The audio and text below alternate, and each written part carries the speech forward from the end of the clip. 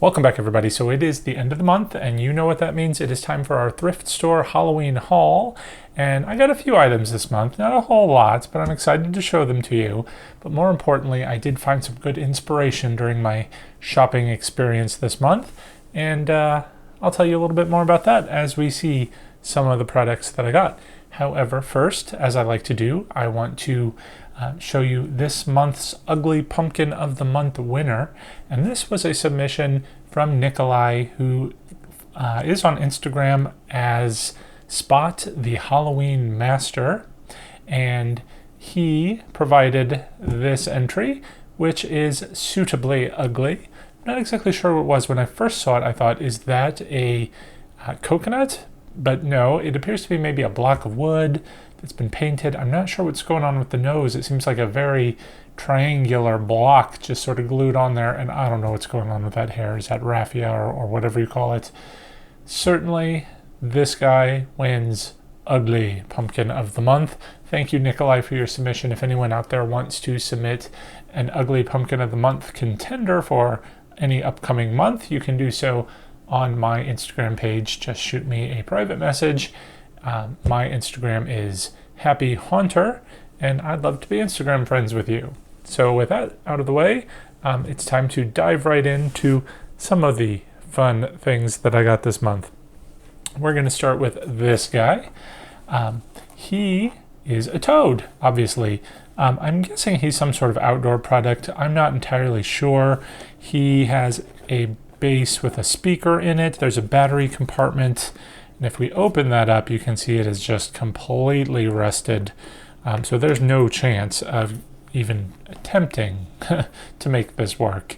You know, I do like to surprise you all out there with our does this work or not, but I know this isn't going to work. I'm not going to try. But it has some sort of speaker and some, I'm guessing these eyeballs light up. Maybe it croaked. It has a little sensor in the front, but I'm not going to use it as garden decor. It is, of course, a nice little prop to go with my witch decor. So my witch has a black cat and obviously needs a toad to go along with it. So, yay! He was, how much was he? $2.99. Well worth it for a nice little piece of Halloween decor to just flesh out my witch theme. All right, next up, I got not one, but two little ceramic containers that are meant to look like paper bags, one of which is a jack-o'-lantern, and then one of which is a haunted house. So, looks like on the back, there's nothing, but I thought these would make nice little crafting supply holders. I usually like to use Halloween mugs, but I figured I'm running out of space.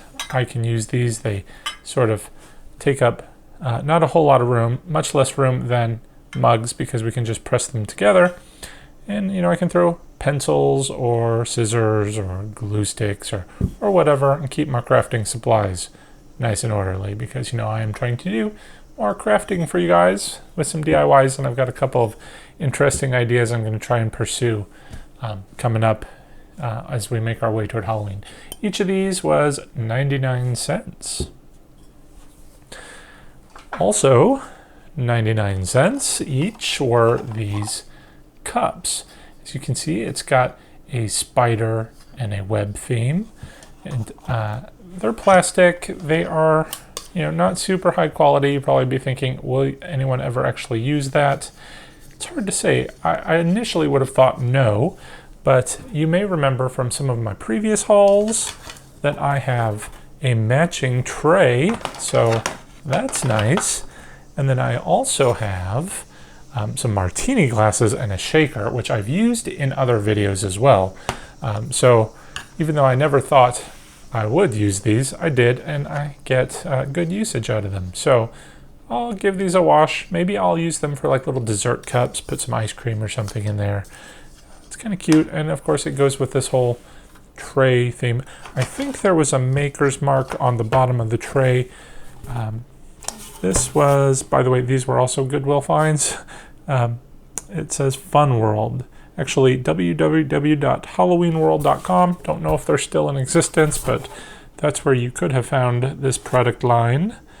I don't see a date on here, but I don't know. They look a little old, but I like them, and we will hopefully find a nice use for them, if not this season, sometime in the future. I'm sure this will make an appearance in some of my future videos.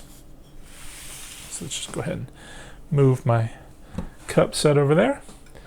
Of course, with cups, we need to have plates. Got this little plate. It's not really an eating plate, just a little decorative thing. 99 cents. And it has an interesting little design. Looks like the trick or treat's made out of like ransom note letters. And I have a lot of decor that's kind of literary themed, so it kind of works. Not really sure what I'm going to do with it. It was 99 cents, originally $3.99. I can see on the back. Can't really tell any more than that, except that it is dishwasher safe. So, you know, at first I thought there's this like scrape mark along the side. I didn't know if that was like damage, but it's not. That's intentional. It's just got a very worn look to it. I like it. I'll probably put it in my crafting cabinet as well, just to put something on it, like my pencil sharpener or something, so it doesn't go missing. Always looking for that. All right. Have another plate here. This one's plastic. It was $1.99. And it is a Celebrate It product, which Celebrate It, what is that? I think that's Michael's or something. But we can see it has some nice design work in the bottom of each of these bowls, one of which is a beetle. One of them says Bon Appetit with a skeleton hand, and then one is a spider. Now, I'm probably actually going to give this away in one of my future giveaways. I'm not going to use it because as much as I do like the design, I don't know that I would ever use it, because once you put your candy in here, you're never going to see the design. That's one of my big complaints about bowls and plates and so forth. So I'm not sure what you would put in here to not have that problem. If you have any suggestions, I'm all ears, let me know. Because again, once it's full, you don't see it. It does have this nice purple ring to it, but there's just this faint design of some scroll work, nothing that really screams Halloween, so therefore it can't sit out in my decor. I need a little bit more theming than that, but when it is not filled, it is kind of pretty. All right, sorry, Mr. Cat, just gonna put that right there. All right, next up, this is yard art, do it yourself. This says it's a Boo Ghost, so you can do it as it says on the back, and basically you take some wood, or maybe we'll just use cardboard or something, because I figure this might be a fun project to do. You trace it out, you paint it, you varnish it, and you have that nice little yard decoration. So, it's a bit cutesy, but I thought, maybe, wouldn't it be fun, well, just to pass the time, we can make something. And it's kind of cute, and you can put it out like in end of September, early October, and the neighbors will think, aw, they're really decorating for the kids this year. So here we can see them. Oh. So really, it's just a pattern on a big piece of paper.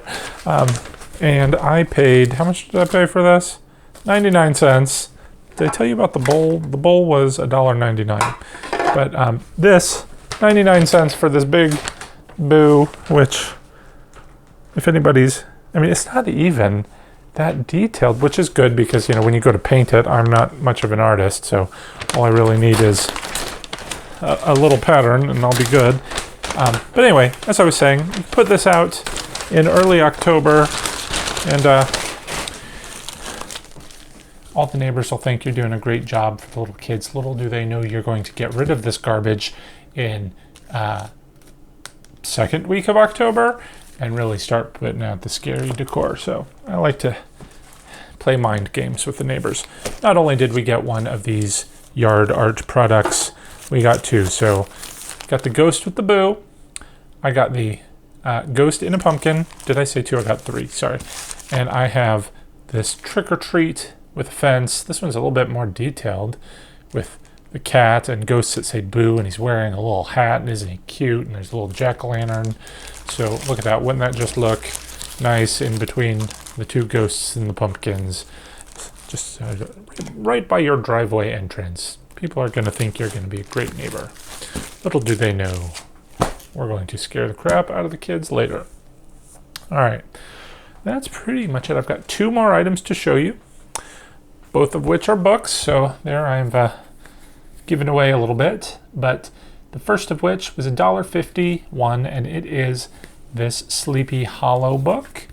And I love Sleepy Hollow. The Headless Horseman, the story of the Headless Horseman, is perhaps my favorite Halloween character, my favorite Halloween story, and it is the inspiration for my living room decor this year. I do like to change my living room up every year, so you will notice if you look through my previous year videos that I try and do different themes. I've done witches and, well, different witches and so forth. It's all different every year.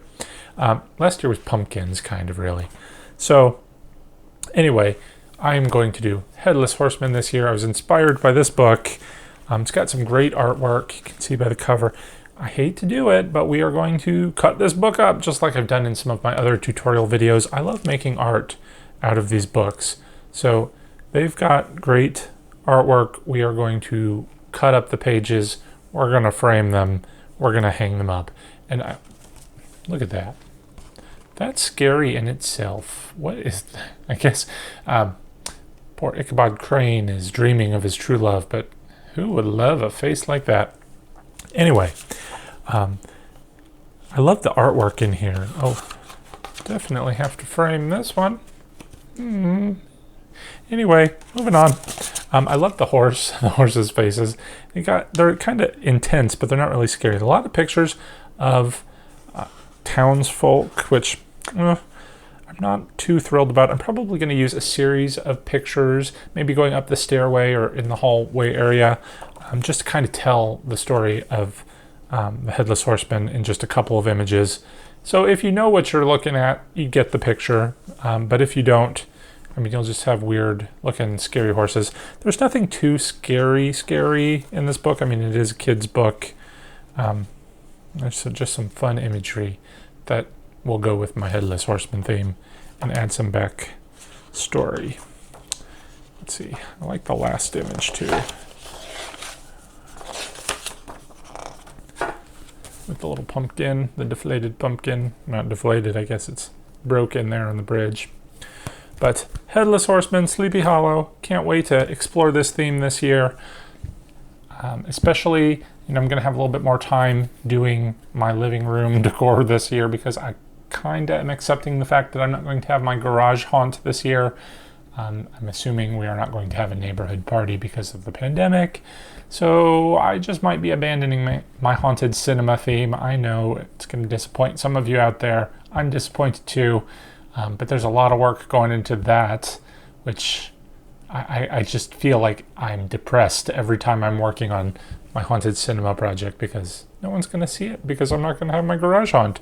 So we'll see. It's still early. Anything could happen. So I'm not too worried yet. But like I said, I am going to start thinking about what I want to do inside, because that's for me and for you, and we'll have fun. All right. Sleepy Hollow was one book. The other book I got, it's The Great Pumpkin, Charlie Brown. And this I'm not going to cut up. I just bought this for nostalgia purposes. It was also $1.51, and it's cute, and I figured I would read it and just help me get into the Halloween spirit. And look at that. It's classic artwork, but I couldn't bear to, destroy this wonderful book. And books, don't forget to check out the book aisle when you are doing your thrift store hauls. It's so easy to find the Halloween books because they're always this bright orange. And look, they're both orange. So you can see it just sticking out in the aisle. And I don't really sift through all the books. I literally found these within the first 10 seconds of looking at the bookshelf. So that's pretty much it. I did find some things that I did not purchase this month, and as usual, I will put that at the end of the video. Make sure you check that out if you're curious. But that'll do it for this month's thrift store haul. Be sure to stay tuned for next month, and stay tuned as we get closer to Halloween, and we'll start working on fun projects. Can't wait to start my living room now that I have my inspiration, and I'll take you along with me. So until then, guys, take care, stay safe, happy hunting.